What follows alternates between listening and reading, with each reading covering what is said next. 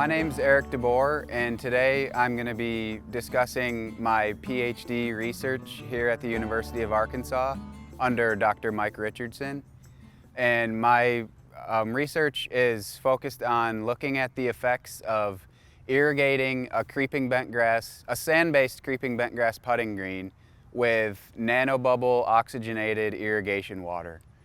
And so golf course superintendents are constantly concerned with having an adequate supply of oxygen in the root zone of their putting greens, carrying out practices like aerification, solid tine aerification, sand top dressing to dilute organic matter and allow for good channels of airflow and oxygen exchange in the soil.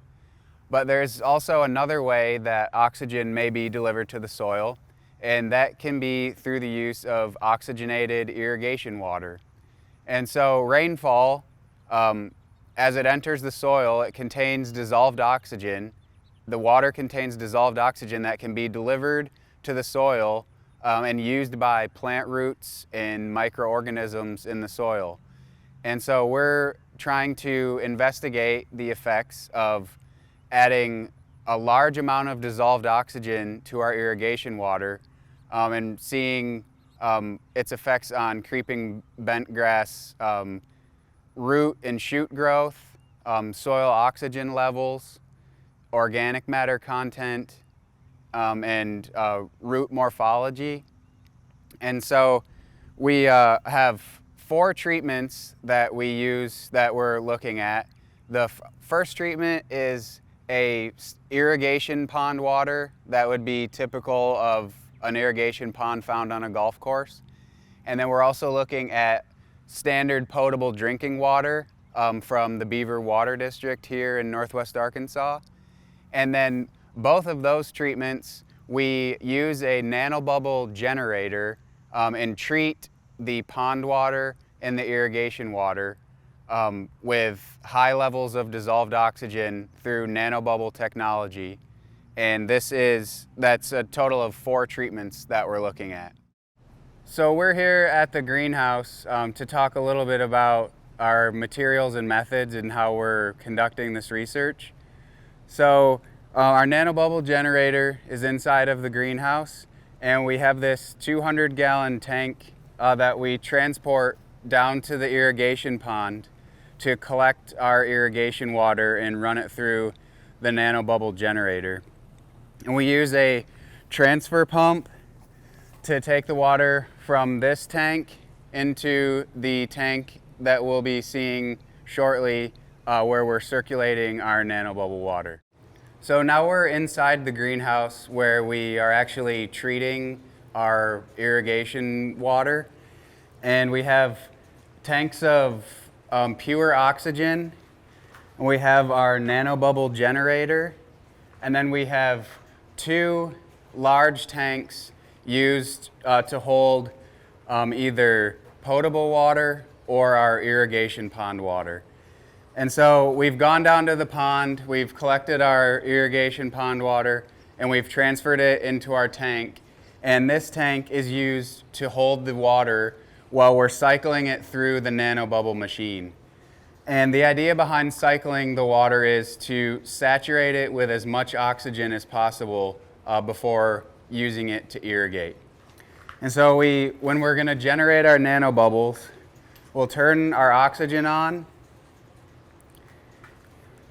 and we have a little irrigation system pump that we use to take the water from the tank and cycle it through the machine.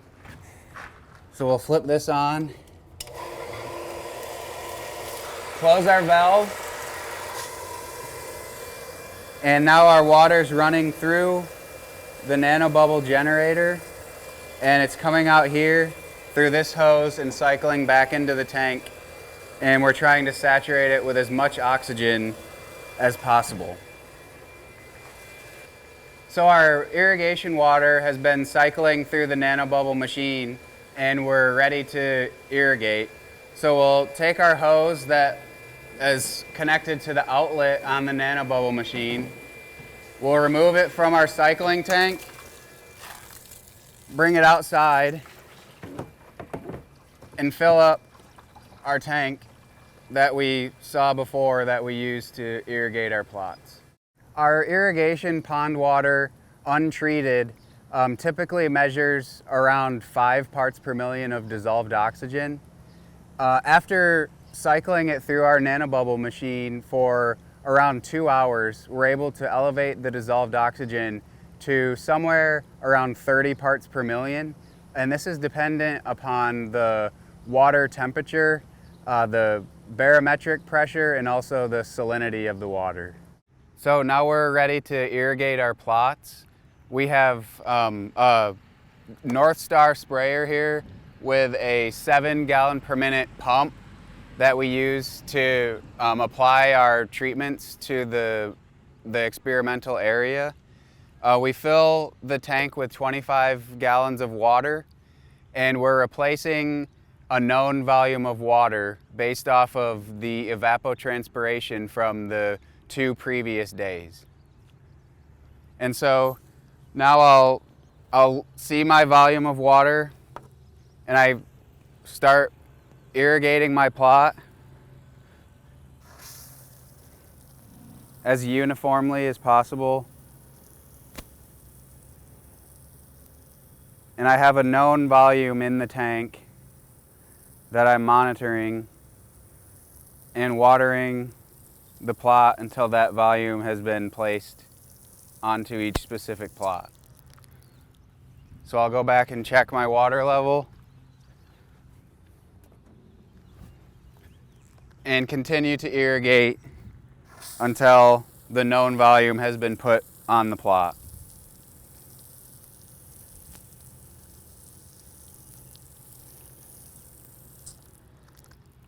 In 2020, we did not detect any significant differences between treatments in root growth as far as root volume, length, and diameter were concerned.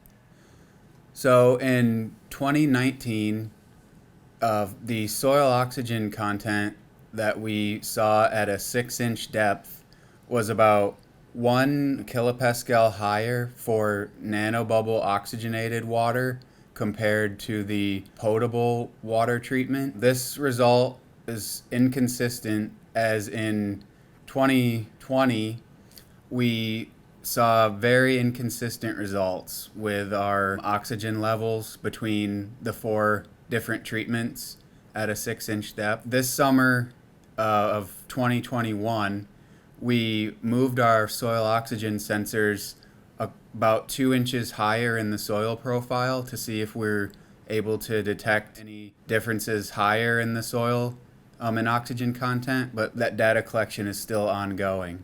Moving to the clipping yields that we saw in 2020, really there were no significant differences between any treatments from the 5 clipping collections that we did. And also looking at the soil organic matter content, again, no significant differences were detected in 2020. And this data is continuing to be collected again this summer in 2021. Nanobubbles remain an effective way to quickly increase dissolved oxygen levels in irrigation water, and definitely can be used for treatment of irrigation ponds for algae removal. So be looking for more nanobubble research in the future, and thank you for watching.